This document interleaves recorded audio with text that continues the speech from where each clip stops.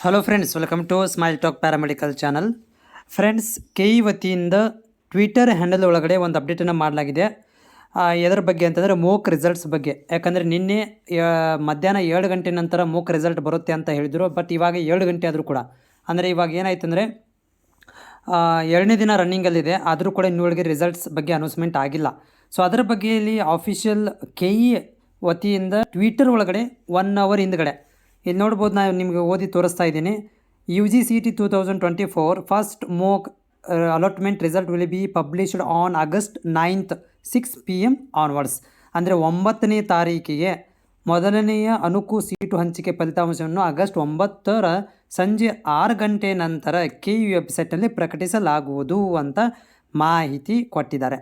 So ಇದು may be ನಿನ್ನೆ ಹೇಳಿಬಿಟ್ಟಿದ್ರೆ ನೆಮ್ಮದಿಯಾಗಿ ಮಲ್ಕೋಬೋದಿತ್ತೇನೋ. ಪಾಪ ವಿದ್ಯಾರ್ಥಿಗಳು ರಾತ್ರಿ ಬರುತ್ತೆ, ಬೆಳಗ್ಗೆ ಬರುತ್ತೆ, ಅಥವಾ ಟೆನ್ಷನಲ್ಲೇ ಕೂಡ ಮಾಡ್ಕೊತಾ ಇದ್ರು. ಸೊ ನಾನು ಕೂಡ ನಿನ್ನೆ 9:30 ನಂತರ ವಿಡಿಯೋ ಮಾಡಿದ್ದೆ ನಿಮಗೆ. ಏನಂದರೆ 10 ಗಂಟೆ ನಂತರ ಏನಾದ್ರು ಬಂದರೆ ಬರ್ಬೋದಿಲ್ಲ ಅಂದ್ರಿಲ್ಲ, ಆರಾಮಾಗಿ ಮಲ್ಕೊಂಬಿಡಿ ಅಂತ. ಬಟ್ ಇವರು ಮೊದಲೇ ಇದನ್ನು ಅನೌನ್ಸ್ಮೆಂಟ್ ಮಾಡಿಬಿಟ್ಟಿದ್ರೆ ಟೆನ್ಷನ್ ಆಗ್ತಿರಲಿಲ್ಲ. ಬಟ್ ಇವಾಗ ಏನಿದೆ, ಒಂದಿನ ಲೇಟ್ ಇದೆ. ಓಕೆ, ನಾಳೆಗೆ ಬರುತ್ತೆ ನಿಮಗೆ ರಿಸಲ್ಟು.